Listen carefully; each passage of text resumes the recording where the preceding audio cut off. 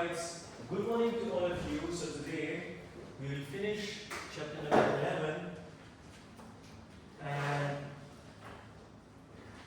chapter number 11 is all about organization design, structure and control. Overall, this is the 11th chapter of your course, but if we specifically go down and see the AFI framework, so this is the first chapter of the third phase from MGS4999, which is implementation. We have three phases: analysis, formulation, and then implementation. So this is the first part of implementation, which is organization design, structure, culture and control. So we have 8 learning objectives for this lecture or this chapter. We'll finish all these 8 learning objectives by this class, and towards the end of the class we have a small case study for discussion. So let's start the first learning objective, which is define organization design and list its 3 components. So we have to explain what is organization design and what are its 3 components. So what is organization design? First of all, the process of creating, implementing, monitoring, modifying and structure, process and procedure. So in a nutshell, it is the process of CIPP. What is CIPP? Creating, implementing. CIMM, creating, implementing, monitoring and modifying. So it is the process of CIMM. Creating, implementing, monitoring and modifying. So it is the process of CIMM towards what? Toward CPP, toward SPP. CIMM towards SPP. What is SPP? Structure, processes and procedure. So in a nutshell, it is the process of CIMM toward SPP. In other simple words, it is the process how the firm arranges its people and resources in an effective and efficient way. What is effectively and efficiently?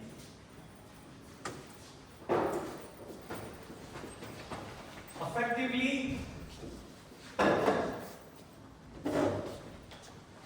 and efficiently.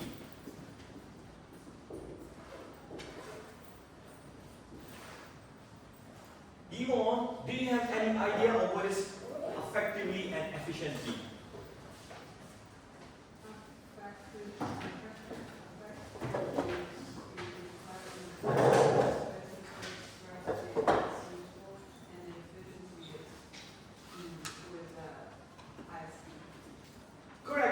Correct, very good.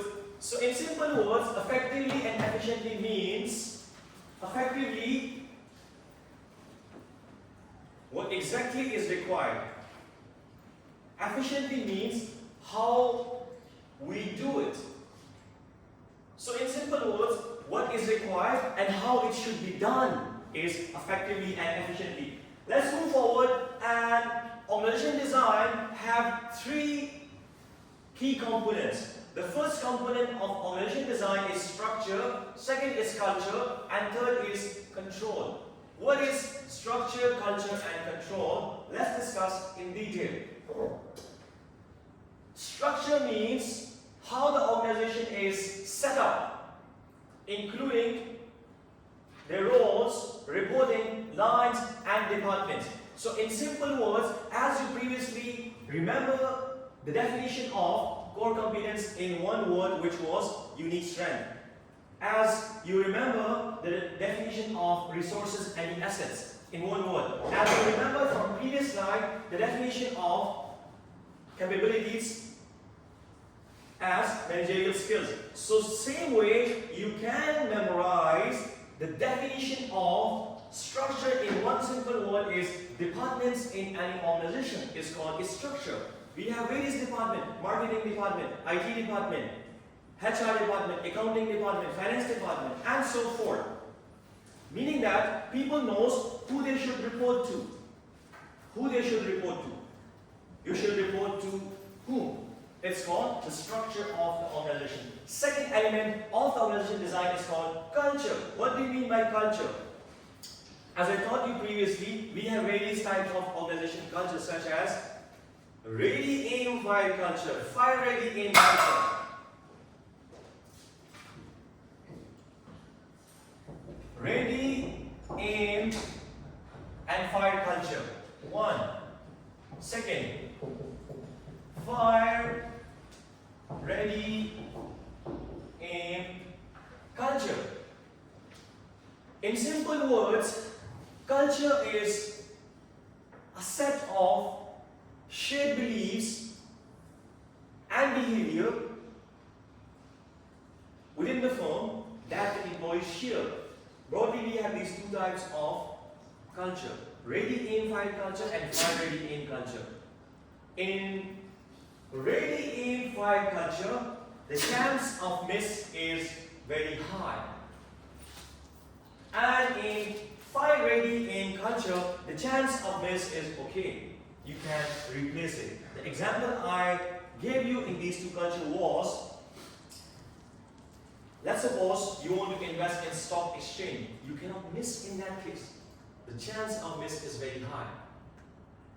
And the example of fire, ready, aim culture is that we fire first of all, then we aim, then we realize whether we have missed our shot or we have fired our target. So in this case, the chance of miss is not that expensive, such as a customer came to your restaurant and you're offering a burger, and he didn't like your burger. You can simply replace that burger and give some additional fries to please him.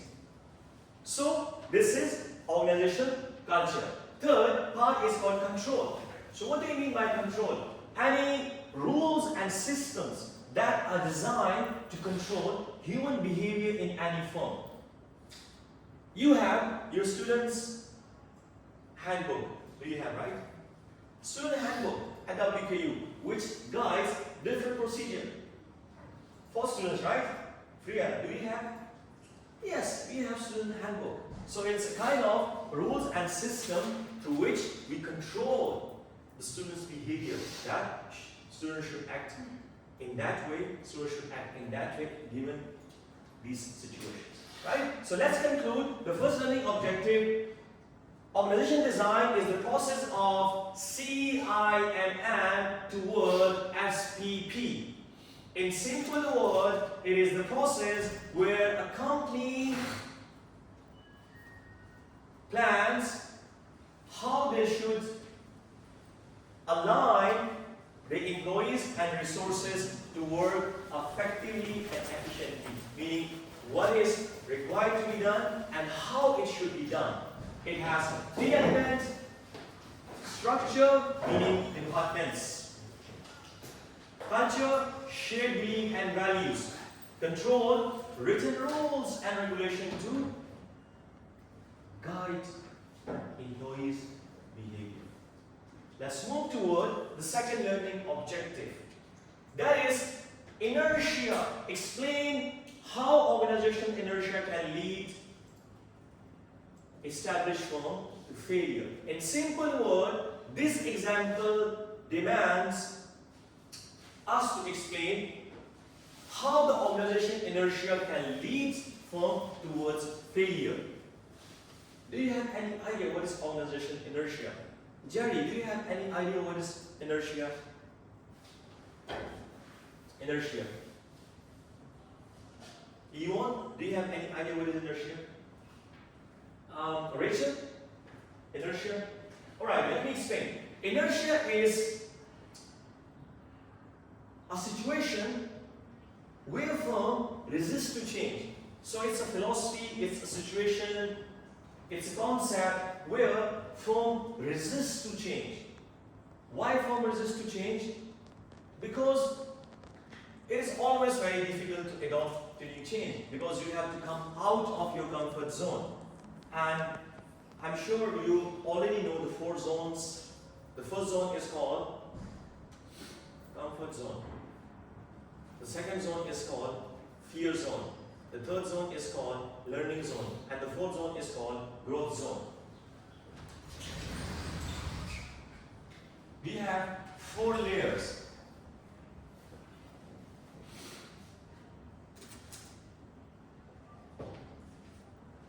The innermost layer is called comfort zone.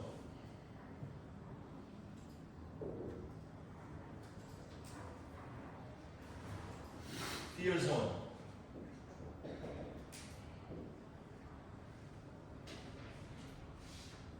Learning zone. Growth zone. Now, what is this? This is basically evaluate yourself. Just place yourself here. Whenever I ask anyone from this class to come and present on the stage, so all of you are in your comfort zone. You are sitting quite relaxed on your chairs. Laptops are on in front of you. You have good cup of coffees, drinks, and you are in a relaxed mood. This is called comfort zone.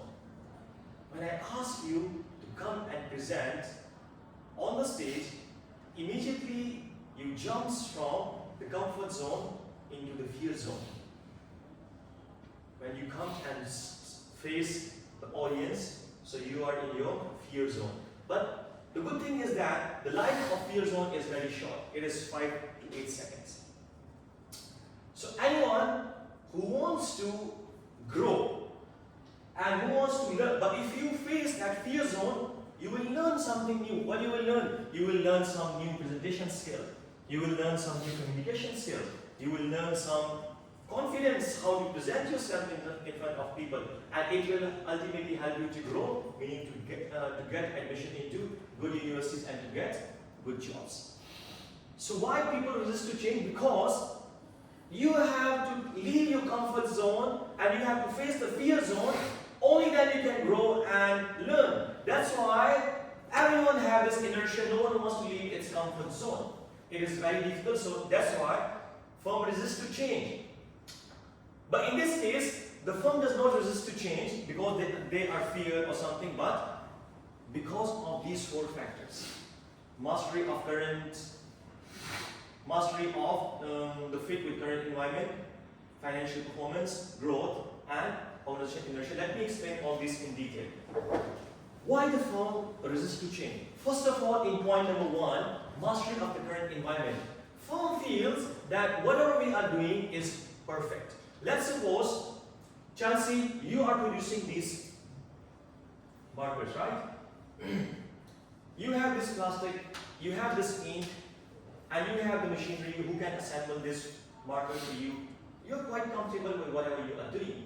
You don't want to change because you're quite comfortable with whatever you are doing. You are master of doing this, of producing this pointer. This first point, when you think that whatever you are doing is right and I'm okay with this, it stops you to adopt change. Second, financial performance. Let's suppose, Chelsea, you earn a regular profit while producing these markers. This creates a false sense of security that whatever I'm doing is right. I'm also earning some profit as well. Why I should change? Third is growth. When, let's suppose, you grow, when you earn profit for the past period, you earn profit for this period as well, meaning you grew. Your business grew from, let's suppose, 100 billion to 200 billion or 200 billion to 400 billion, it grew. That growing also creates rigidity in your decision. you think that whatever you are doing is right, you're earning some profit because of that as well, and you're growing as well. This creates some sense of rigidity within the firm. This leads to organization inertia. These three things. Whatever you are doing is right, you are earning some profit, and you're growing as well. It leads towards some rigidity. What a good manager fails to understand, not a good manager, what a manager fails to understand in this situation is that, remember the old concepts. The bathtub metaphor. What it said? It said that you have to leak out the old depleted resources and you have to take on the new emerging resources. Why? Because the industry is dynamic. The industry is keep on changing. So you cannot survive with the same strategies for a longer period of time. You have to innovate. You have to keep on changing. But the metaphor says, deplete, leak out the old resources and take the new emerging resources. So, you can take these resources from internally and externally, such as the PESTLE framework. So, let me conclude this now. If you become so rigid and so stubborn in your strategies that whatever you are doing is right, you are earning profit, you are growing also, so I don't need to adopt internal and external change. This is called organization inertia. It leads to failure. Why? Because the industry is dynamic. It's keep on changing. You cannot survive with the same set of strategies for a longer period of time. Thus, it leads to failure. Organization inertia.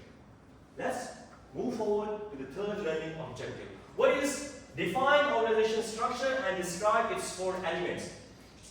As we discussed previously, structure is departmentals. Any departments or the departmentals line is called organization structure. It has four elements: specialization, formalization, centralization, and hierarchy. What are all these four elements? Very easy and very simple. Let me explain all these four in detail. Specialization. Specialization is the concept, is the process in a firm where a company divides its tasks into specific, where a company divides its work into specific tasks. Let me give you a simple example. Take an example of hospital. In hospital, we have cardiologists, the one who deals with heart. We have neurosurgeon who deals with microveins in our body. We have dentists who deals with tools. We have orthopedic who deals with bones. Now, free up. Let's suppose you have pain in your teeth. Who you will go to? Dentist, cardiologist, orthopedic, neurosurgeon, or who you will go to? Dentist. Why? Because he is specialized in dealing with tooth matter. This is called specialization, where a firm divide its work into specific tasks, and a specialized person do a specific task. This is called specialization. Subject specialist. We have subject specialists. Doctors are also specialized in their own fields as well. Formalization. Formalization is the next element of organization structure. By formalization we mean when we provide written rules and guidelines to monitor or alter employees' behavior. Written rules. The example I gave to you in the previous slide was, we have written guidelines for students in the form of student handbook. Such as for professors, we have offer letters, code of conduct, and different written documents who guides the behavior of employees. So what is formalization? It is the concept, it is the next element of organization design where we monitor or alter or change the behavior of employees using some written rules. Third, centralization. Centralization is the next element of organization design where order comes from the top. Opposite to centralization, decision making is called decentralization, which I'll explain in the coming objective. So what is centralization? Chenjiayi. Centralization is the concept in which the order comes from the top and subordinates follow it. The classic example is militaries. Any order comes from the general, the army officers normally accept that order. Centralization. Chain of command is that order comes from the top and the subordinates have to follow that order. Next, and the fourth element of organization design is called hierarchy. By hierarchy we mean chain of command. Who will report to whom? Take a look at this CBPM. So the chain of command is we have dean, then we have department chairs, we have different professors and associate professors, then we have assistant professor, and then we have lecturers, and then we have student tutors or teaching assistants. Right? This is called hierarchy, meaning that who will report to whom. So let me conclude. We have four elements of organization design. The first element is called specialization, second is formalization, third is centralization, and fourth is hierarchy. By formalization we mean the work at the company is divided into specific tasks and a specialized person do that specific task. By formalization we mean we have some written rules and guidelines through which we shape and control the behavior of employees. Centralization is the concept of the next element of organization design in which order comes from the top. Hierarchy is the final element of organization design, which means chain of command. Who will report to whom? What are the layers of employees? This is called the four elements of organization design. Next learning objective. The fourth learning objective is compare and contrast mechanistic versus organic organization. This is very easy and very straightforward. We have two types of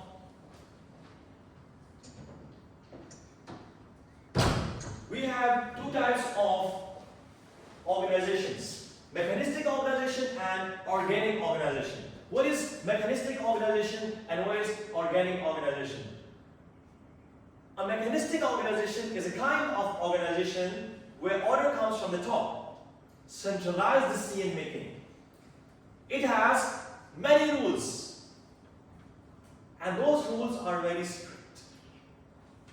Organic organization, on the other hand, is the other form of organization where the order does not come from the top, rather people take shared decision, and thus it is called a decentralized decision-making firm.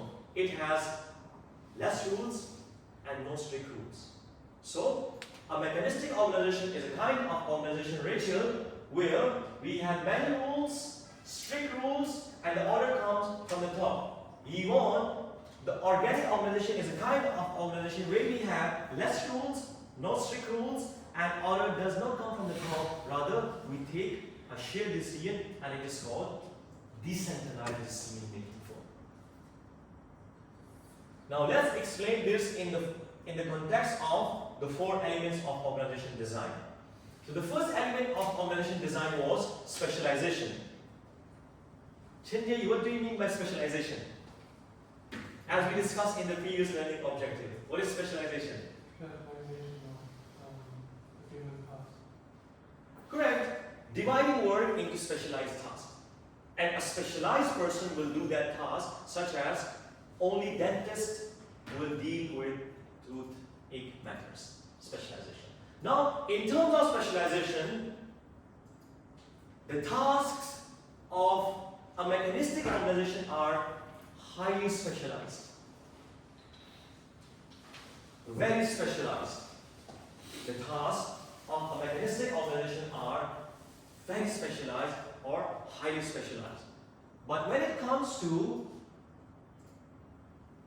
the formalization or tasking of an organic organization, so it is flexible, meaning that one person can do multiple jobs. Let me give you my own example. As a professor, I have to teach, I have to do research, I have to do some admin work, I have to do some community service as well. So I'm doing multiple tasks, right?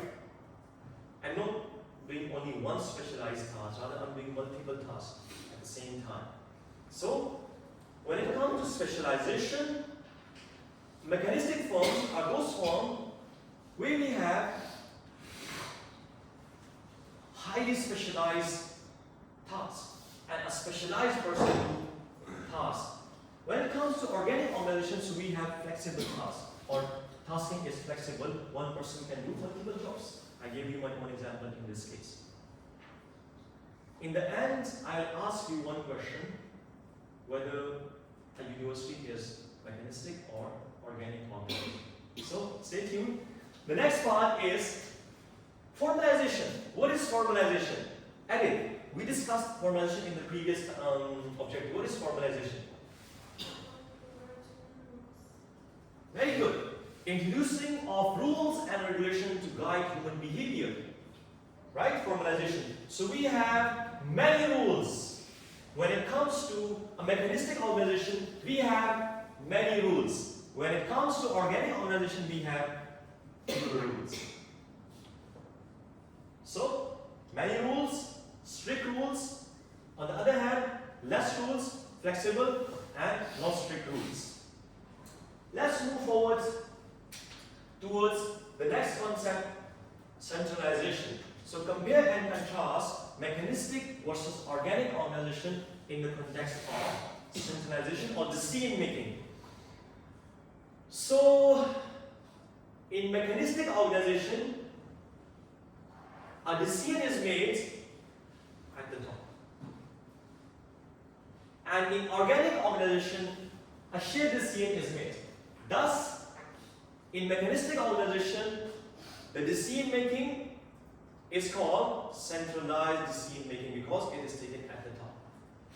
In organic organization, we take shared decision. Thus, it is not called centralized decision making, rather it is called decentralized decision making.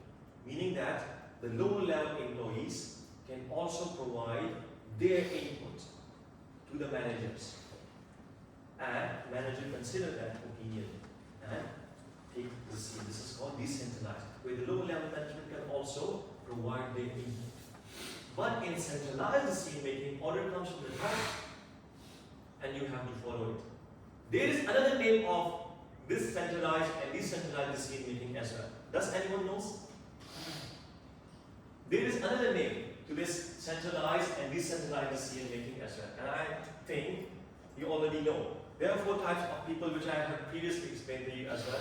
They know, they don't know, and they don't know that they don't know. Second, they don't know, but they know that they don't know. Third, they know, but they don't know that they know. Fourth, they know and they know that they know. In this case, I will rate you at the third. You know, but you don't know that you know. You already know, I know. You know, but you don't know that you You know, but you don't know that you know. What is the second name of centralized decision making and decentralized decision making? Very good. Top down and bottom up. Centralized and decentralized. Let's move to the last one, hierarchy, meaning the chain of command. The hierarchy in mechanistic organization is very tall. We have multiple layers of managers, multiple layers of employees. Whereas in organic organization we have a flat structure, less level of employees. Now let me conclude. A mechanistic organization is a kind of organization where order comes from the top, it is called centralized decision making, it has many rules and the rules are strict. Whereas an organic organization is a kind of organization where order comes as a shared decision, it has less rules and no strict rules. In terms of formalization, it is mechanistic organizations are very specialized and organic organizations are flexible. In terms of formalization, we have many rules in mechanistic organization and we have fewer rules in organic organization. In terms of centralization of decision making, a centralized decision is taking place at mechanistic organization, whereas a decentralized decision is taking place at organic organization. In terms of hierarchy, mechanistic organization is tall and organic organization is flat. That's it. Let's move forward to the next learning objective, which is fifth learning objective, which says describe different organizational structure and match them with appropriate strategy. So we have four types of organization structure: simple structure, functional structure, multi-divisional structure, and matrix structure. Rachel, we have four types of structure: simple structure, functional structure, multi-divisional structure, and a matrix structure. Now let's discuss all these structure in detail. Simple structure. Simple structure is a kind of structure where normally we have one firm with one manager. So one manager calls all the shots. The objective says to explain, describe four different types of organizational structure and match them with appropriate strategy. So we have already explained or discussed different organizational strategies in the first two phases of MGS4999, that is under analysis and formulation. We have already discussed different strategies under formulation, right? So now we have to match which organization structure chooses which strategy. So the first type of organization structure is simple structure. One firm with one manager calls all the shots. Claudia? So the structure which a simple structure business adopts is called entrepreneurial strategy. Meaning that an entrepreneur, a single person, designs all of the strategies for his or her firm by himself. Whatever he thinks is good and suitable, he takes that step. It's called entrepreneurial strategy. Priya? The second structure of the organization, second type of structure is called functional structure. So what is a functional structure? A functional structure is a structure where the firm is divided into different departments such as IT department, finance department, HR department, accounting department, and so forth. The second structure of organization is called functional structure, where the firm is divided into different departments such as IT department, finance department, HR department, and the strategies which managers take in functional structure is called cost, leadership, and diversification strategy. I know. Now in this case, I believe that you know and you know that you know should be the answer. What is cost leadership strategy? What is the difference between Priya? What is the difference between cost leadership and differentiation strategy? In this case, I know. You know and you know that you know. So what is cost leadership and differentiation strategy? Cost leadership is that you keep the and differentiation strategy? Is to maintain the same cost but to increase the quality. Okay, somehow correct. Good, thank you very much. Now let me give you the exact definition of cost leadership. When you focus only specifically on reducing the cost, not on the quality, and you try to reduce the cost by not focusing too much on the quality. The quality can be the same or inferior, but you provide lower cost, thus you become cost leader in the market. You provide a lower cost in the market. Differentiation is a strategy where you produce a differentiated product from your competitor. In this case, the price is higher. In differentiation strategy, the price is higher. Why? The justification for getting the higher prices is the differentiation and the superior quality in that case. Anyways, let's come back to this topic, functional strategy. So functional strategy is a strategy in which the employees divide the firm into different departments, such as IT department, finance department, and so forth. And the strategy which is taken for this structure is called cost leadership and diversification strategy. The next structure, the next type of organization structure is called multi-divisional structure.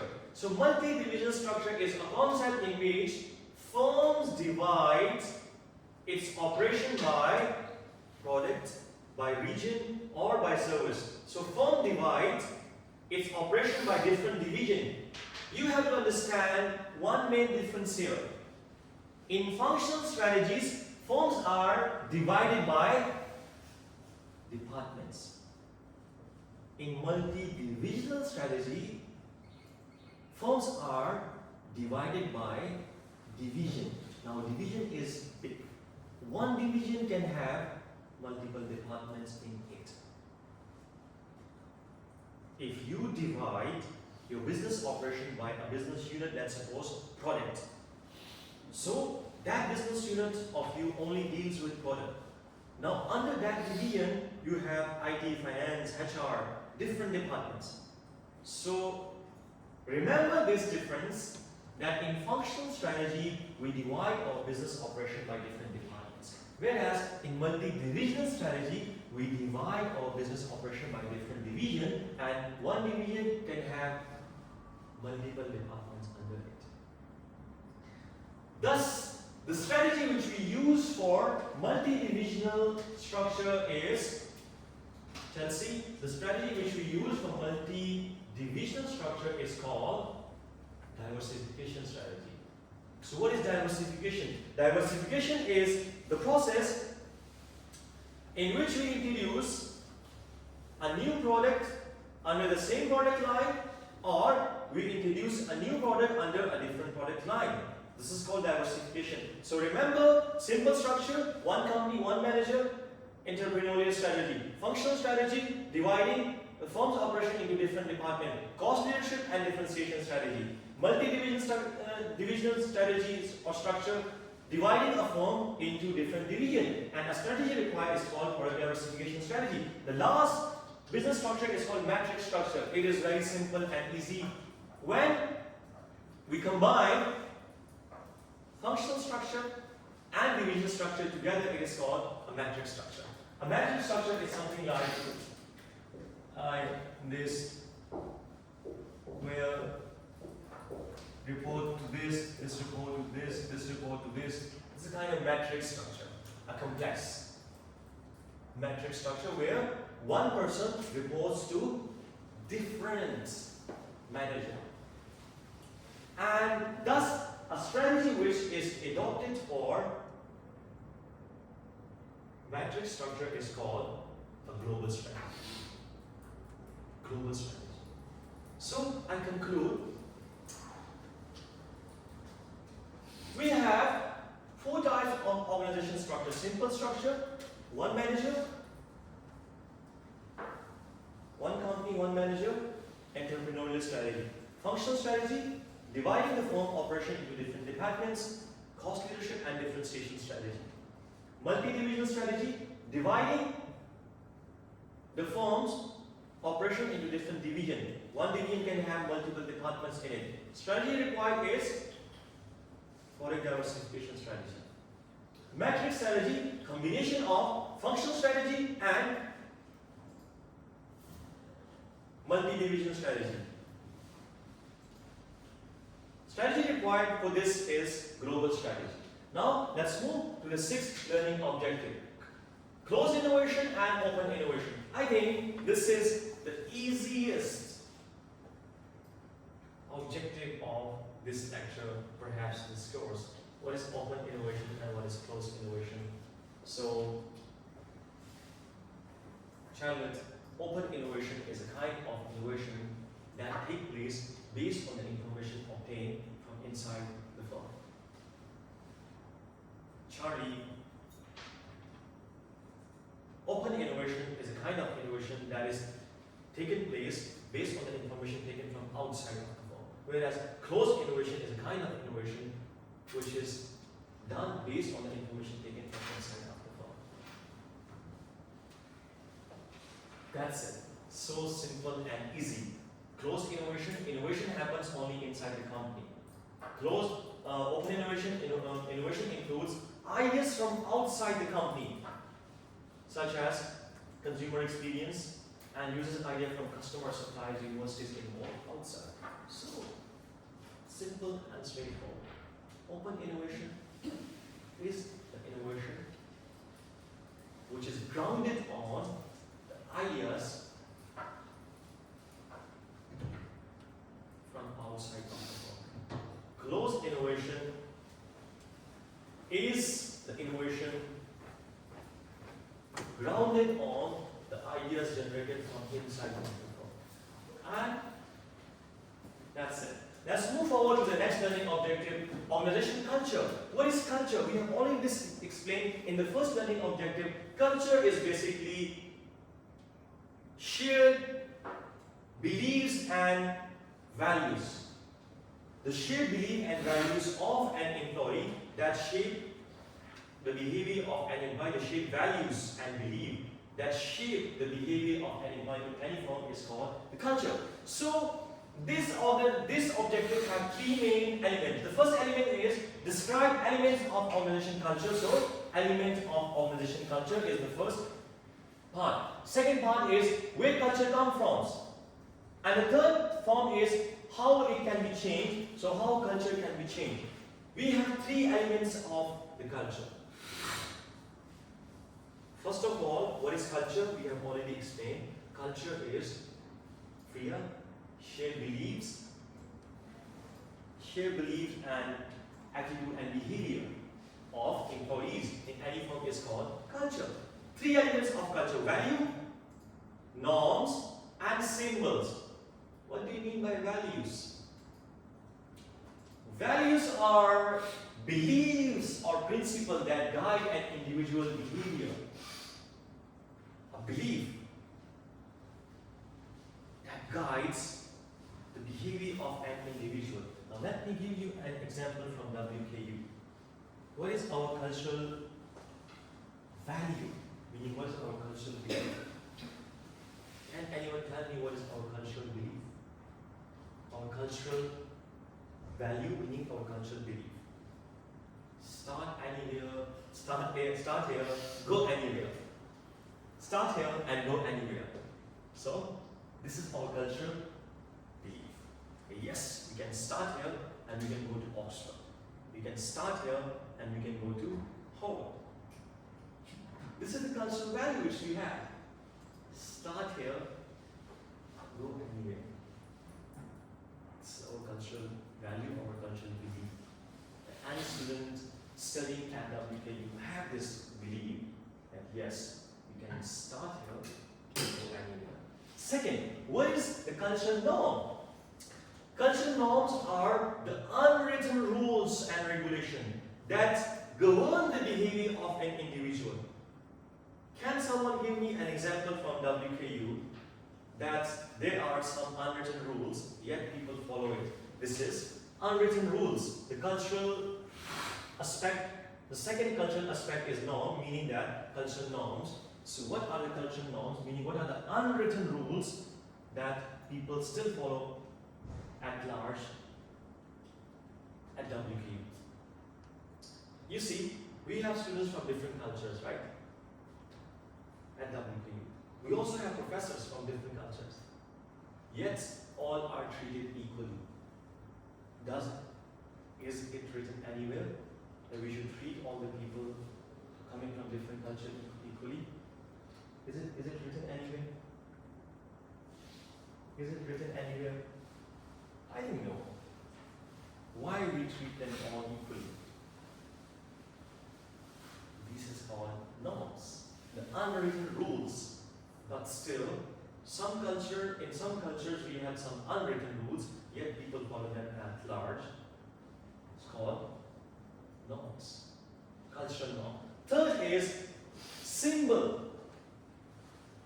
Okay, symbols are any object, sign, word that shape behavior. Can anyone tell me what is our symbol at WKU? Richard, what is the symbol of WKU? That is our cultural belief. I mean, what is the symbol? Symbol means any object, any shape, any object.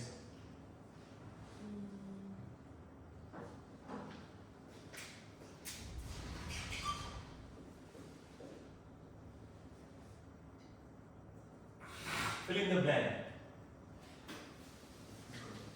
Cougar. Cougar says, cougar climbs higher. So now it is not only a symbol. There is a philosophy, there is a cultural philosophy behind it. That you as a student can climb higher from here. You can reach to top universities, you can reach to top business schools, and so forth. So a symbol is also a kind of cultural depiction or cultural belief that shapes the behavior of individual. Now it is not only a cougar, it has a philosophy behind it, right? That you can climb higher from here. So this is called cultural values, cultural norm, and cultural symbol. Next question is, where culture comes from? So culture comes from two things: the vision and mission of the leader and industry demand. Now you see, different leaders have different leadership styles. Some leaders have autocratic style. Some leaders have bureaucratic style. Some leaders are soft-spoken. Some leaders are very hard and tough. They take some different stance. Each and every leader has its own style. Thus, some leader follows really aim high culture, some follows high really aim culture, autocratic style, bureaucratic style. Thus, any organization culture depends on its leadership. Every leader brings a different culture to the organization. Secondly is industry demand. So how the industry demand can bring culture to the organization? Where culture comes from? Industry demand. Remember the old objective bathtub metaphor, which says that industry is dynamic. Industry is keep on changing. So you have the bathtub metaphor says you have to leak out, deplete the old resources and take in the new resources to maintain a balance between old and new resources to gain competitive advantage. So where culture comes from? Industry demand, because industry is dynamic, industry is keep on changing. Let's suppose previously it was demanded by the industry to maintain ready aim fire culture in China. Let's suppose the industry changes its dynamics and now it is the time to replace that ready aim fire culture with fire ready aim culture. So industry can change, or the culture comes from the industry demand. How culture can be changed? Change the leader. Change the leader, the culture will be changed. Because every leader brings a new set of culture with him or herself. As I said, some leaders are autocratic, some are bureaucratic. It depends on their family situation, it depends on their education, it depends on their grooming, it depends on their country, it depends on their education, it depends on their past experience. Everyone is not the same. Different factors contribute to different personality traits and development of a person. Thus, not all leaders are the same. So, if you want to change the culture of the firm, change the leadership style, change the leader. How culture can be changed? Merger and acquisition. Chinjali, how do you think that how acquisition can change the firm culture? How the organism, acquisition. What is acquisition? Let me explain merger and acquisition. Merger is a concept where two firms combine together and they form a third new unit such as ExxonMobil. They merge together and they form ExxonMobil. This is called merger. Both of them maintain their own identity. Acquisition is the concept in which one firm acquires or buys the other firm. The other firm loses its identity. So how the firm culture can be changed using acquisition?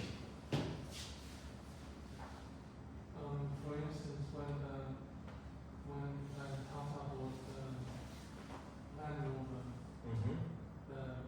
it changed the dynamic of the automobile manufacturing industry. So it kind of changed the identity of the Tata. Correct, very good. You see, when you buy or when you acquire a new firm, so you observe its employees, you take over its system, you take over everything they have. Thus, they have to follow your culture. In this way, it can be changed. Let's move forward to the next learning objective. Last learning objective, that is compare and contrast different strategy control and reward system. So we have 3 control systems and 1 reward system in general. The 3 control systems that a firm can use in order to shape the behavior of an individual is called output control, behavioral control, clan control, and reward system. What is output control? Output control is a kind of control that firm imposes or that firm uses, in which firm uses output as a resource in order to change employees' behavior. Let's suppose, Priya, you are my employee, I'm your boss.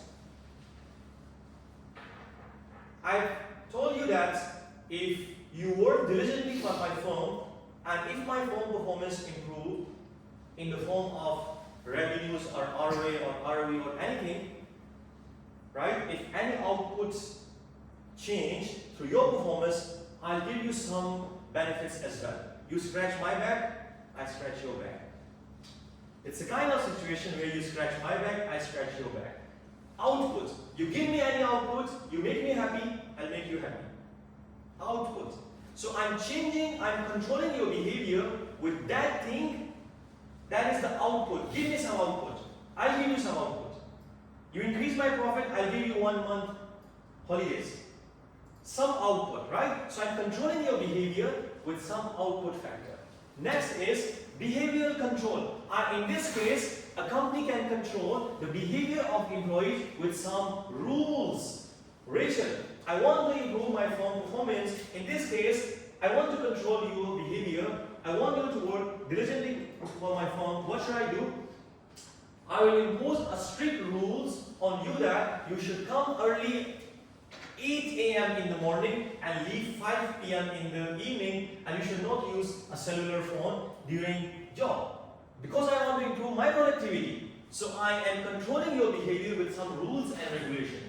In this case, I'm not giving you an option as an output. You scratch my back, I scratch your back. You just improve something for my firm, I'll help you as well. No. In this case, I'm controlling your behavior with some rules and regulation. Third, it's called clan or cultural control. In this control, the firm controls the behavior of individual with some shared value. Let's suppose, Yvonne, you are very good in writing essays. Jerry is not good in writing essays. How I can control his behavior using your shared value? I will put him in your group, both of you, and I'll give you a task to write a research paper. So when Jerry sits with you, he will think that I'm also working in the same company, I'm also getting the same salary, but I don't have good writing skills as well. So his behavior is going to be shaped by your behavior. He will be influenced from your style, from your cultural values. He will also try to learn this. So in this way, we can shape individuals, employees' behavior using shared cultural values. Not reward, output, not strict rules, but to shared value. When you share a same platform, people get influenced by things like that. Last one is called reward system. So reward system is a system, of course, this is very straightforward, same like output control, where we control the people behavior with some reward. Improve my home performance, I'll give you bonus.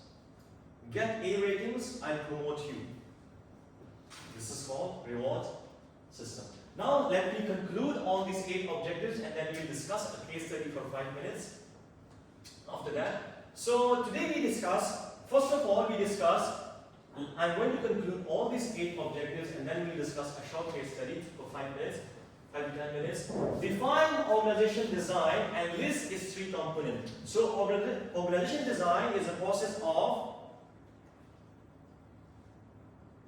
C, I and M. Creating, implementing, modifying and monitoring human behavior. CIMM. CIMM towards what? CIMM towards SPP. Remember it in this way. It is the process of CIPP toward SPP. Right? In other words, it is basically the process how people and resources are organized in a way to achieve effectiveness and efficiency. To achieve efficiency and effectiveness. What should be done? How it should be done. It has 3 elements. Organization design have 3 elements: structure, culture, and control. By structure we mean departments. By culture we mean shared belief, values, and behavior. By control we mean written rules and regulations that are introduced to guide individual behavior. Second learning objective. Explain how organization inertia can lead to established firm to failure. Inertia means when firm is a condition where firm resists to change. Why firm resists to change? Firm resists to change based on 3 factors. First of all, they believe whatever we are doing is right. Second, they have financial performance. They believe our financial performance is good. Third, it creates a false sense of security. Third, growth. They see whatever we are doing is right, our profit is increased, our growth is also increasing. It creates rigidity in the system. These 3 concepts create rigidity in the system, and firms do not adopt to internal and external changes. Thus, it leads to failure because industry dynamics are changing. We have to keep on changing our business strategy as per the partner metaphor. Define organization structure and describe its 4 elements. Organization structure, departments. 4 elements of organization structure are specialization, formalization, centralization, and hierarchy. Specialization, dividing work into specific tasks. Formalization, introduction of rules and regulation to guide employees' behavior. Centralization, decision coming from the top. Hierarchy, chain of command. Who will report to whom? 4. Compare and contrast mechanistic versus organic organization. Mechanistic organizations are the kind of organization where order comes from the top, many rules, tough and rigid rules. Organic organization, decentralized decision making, less rules and flexible rules. In terms of formalization, mechanistic organization is very formal. Organic organization is flexible. In terms of specialization, it is highly specialized, the organic organization is not highly specialized. In terms of decision making, mechanistic organization is centralized decision making. In terms of decision making, Mechanistic organization is centralized decision making and organic is decentralized decision making. In terms of hierarchy, mechanistic organization is tall. In terms of hierarchy, organic organization is flat. Fifth learning objective. Describe different organization structure and match them with appropriate strategy. So we have 4 types of organizational structure: simple structure, functional structure, multi-divisional structure, and matrix structure. Simple structure: one manager, one firm, strategy, entrepreneurial strategy. Functional strategy: dividing company's operation into multiple departments, such as finance, HR, and blah blah blah. Strategy: cost leadership strategy and differentiation strategy. Multi-divisional structure: multi-division structure where firms' operations are divided into different divisions. One division can have multiple departments. The strategy which they use is product diversification strategy. Last one, matrix structure.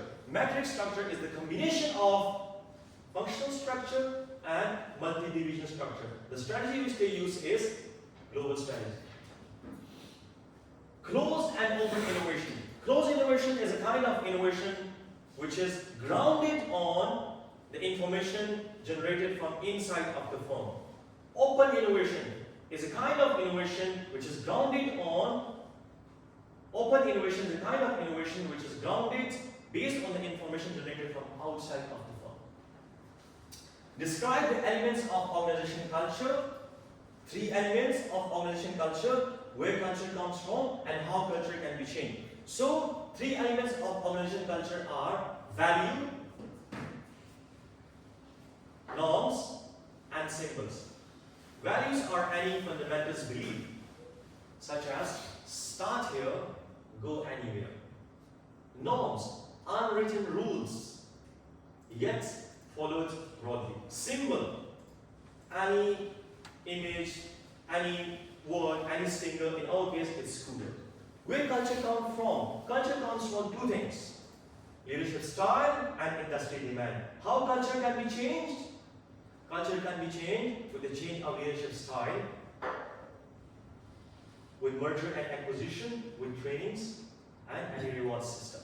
Last learning objective. Compare and contrast different strategic control and reward. So firms normally have 3 types of control: output control, behavioral control, cultural control, and reward system. Output control, controlling employees' behavior with some output.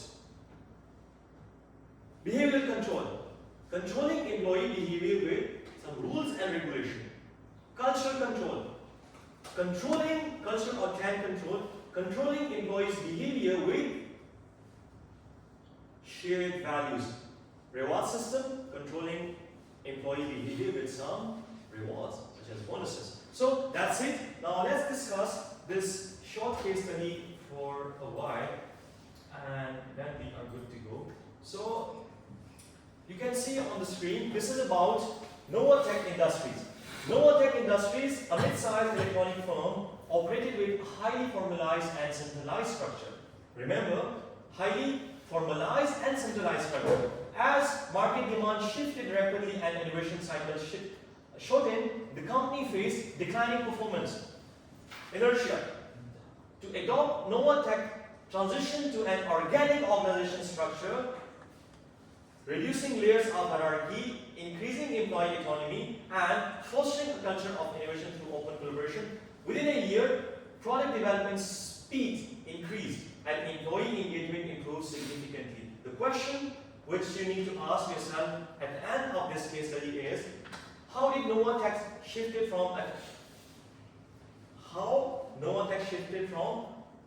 mechanistic to an organic structure contributes to its improved performance? And I'm sure, I know that you already know what is the difference between mechanistic and organic organization. So how they shifted. Now please team up. You can discuss with those who are near to you and discuss for 2-3 minutes. Then I ask in the end how they shift. Maybe you can Bobo, maybe you can Jerry, maybe you can. So let's discuss with each other for a while, and then we'll discuss in the end. this case study.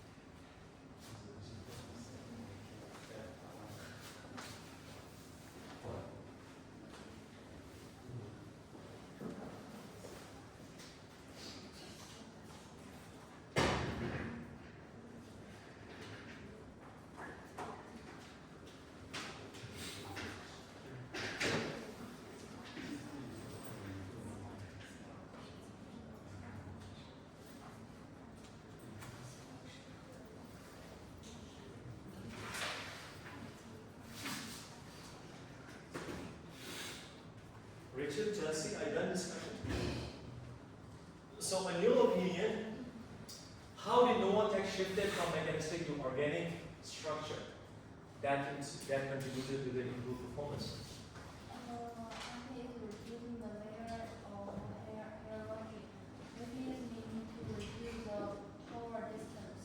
So reducing of, Layers of hierarchy. okay, reduction in the layers of hierarchy.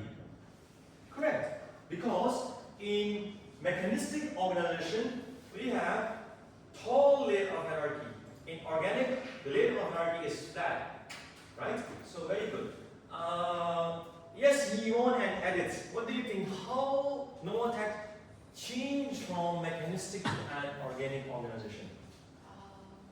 They shift from inside innovation to outside innovation. Inside innovation to outside innovation. Okay, very good.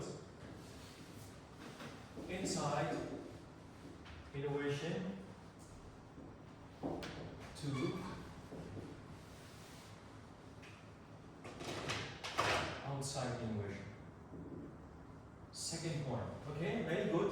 So do you think that the inside moving of inside innovation to outside innovation, where you embrace change, outside innovation is like taking the feedback from the market, which is based on the bathtub metaphor, taking the resources coming from outside as well. Okay, good, very good. Point taken. Chinjayi and Jerry, what do you think? Like, okay, maybe Chinjayi and Bobo.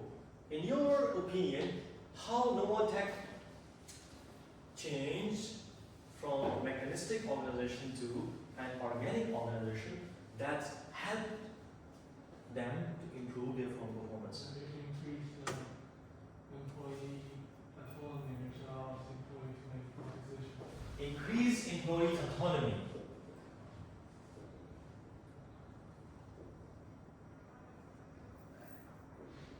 Autonomy.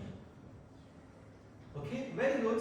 So the increased employee autonomy, how it's contributed to their firm performance? I think it's probably employees can be more proactive to what is happening. Correct, correct. When you have many checks and controls on employees, it suppresses their innovation. So once you believe more in them, it opens up their mind, correct? Rachel, very good point. So you already discussed your point, right? Frida, what do you think? How did Novotech evolve from a mechanistic to an organic organization?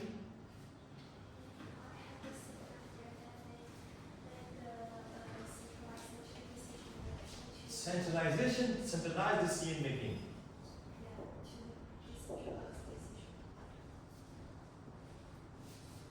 So they shift from centralized Decentralized to centralized decision making. Alright, very good. Points taken. So now let's take attendance, and after that we are going to go. Thank you very much for the insightful discussion. And on this Thursday, I will finish chapter number 12. Right? This Thursday, I'll finish chapter number 12. Next week, meaning from next Monday is 19, right? Priya, next Monday, the coming Monday is 19? Yeah. 19 and then 20, 21, 22, right? So 22. You have your presentations on these 2 days.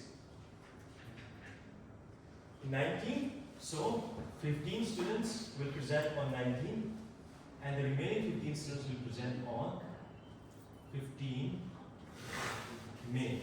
This is 19 May and 22nd May.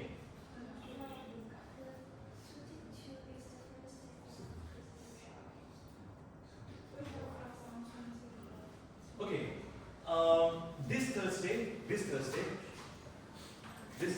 what? This Thursday is 15. So I'll finish the course on 15. Then it's 19. 19 is the next. Oh, sorry, 20th. In your case, it is 20th. Yes, yes. You are the Tuesday class. So 20th and 20th and yes, 20th and 22. Alright, so on 20th, the first 15 students of the class will present, and on 22nd May, the remaining 15 students will present. And a week after that, we have our final quiz. Right? So let's take attendance and then we are good to go.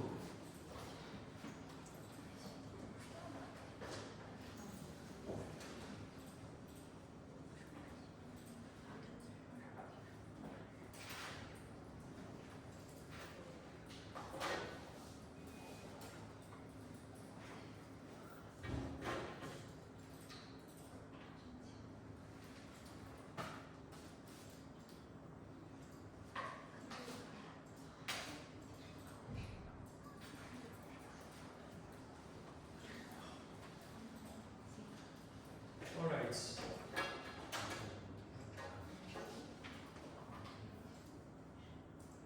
Korea, Priya, Yvonne, Jashankai, Bobo,